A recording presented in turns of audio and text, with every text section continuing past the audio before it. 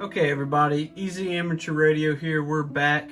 This is for my Mac users out there. This is an APRS client called QTH, just very simple, the Q code QTH. And what we're looking at is the map display. Now this is a pretty simple and easy install and to get going. I'm running this with a Yaesu FTM 300 with a DigiRig into my Mac PC. That's all it is. So if you get the corresponding DigiRig mobile or DigiRig device with the corresponding cable and then set up your FTM 300, you're good to go. So the first thing you want to do to start getting it decoding, you can see over here, this is decoding. The green bars is the RF, what it's receiving through the radio. This will show you how many times you've transmitted. This is APRS IS, so that's over the internet, and that's how you can decode stations that aren't anywhere close to you. And this red one is you transmitting via APRS IS onto the internet. This is right now set up as an iGate. So what you're looking at here are stations that I am decoding via RF. You can see some out here almost all the way. There's Pensacola, Gulf Shores, you know, getting out there. We're over here in this cluster, and this is pretty much what you're going to see. It's going to give you your coordinates and your altitude. I covered mine up. I do have ambiguity on where it is offset a little bit from where I live, but I just wanted to cover that up just for the sake of doing things. So if we come over here, this is going to show us all the stations we've decoded. That's these top 3 bars, and this is an object that you can track, something you want to be alerted for, or something like that. That's what this is. Please excuse the tape.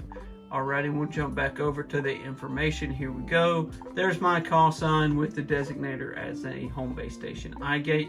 So to start, what you want to do is you want to jump up here. This is going to take you to a connections tab. We'll drag this over where we can see it a little bit better. You can see I have, oh, it disappeared. Let's drag that back.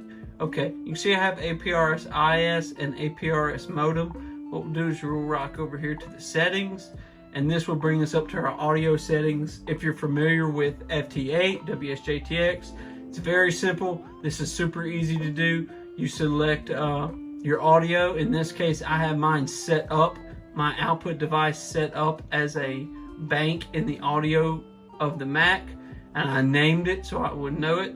And this times out, so I need to talk a little bit faster. Back to APRS modem. And here we go, and there you can see the volume. Now for some reason this is a little high. I'm sure there's some mic settings I could change, but I don't. It's back down here. Now we'll jump over to PTT. I don't really have a PTT set for this. I let the radio just do it automatically. And then we got advanced. This is kind of giving some more telemetry data.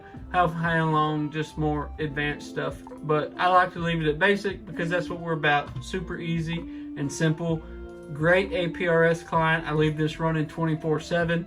I had to reboot my computer, but it's been going for about a week and a half or so, and I had eventually decoded stuff from Shreveport and into Texas and stuff. It's just hopped and made its way down here. Super easy, super great APRS client. I highly recommend it. You can see this is where we started decoding. Here's all signals that's came in since.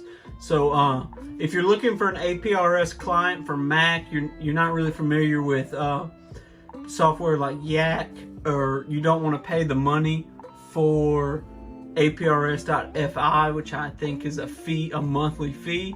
You can download this. Now to transmit via the software, you have to pay a $30 licensing fee.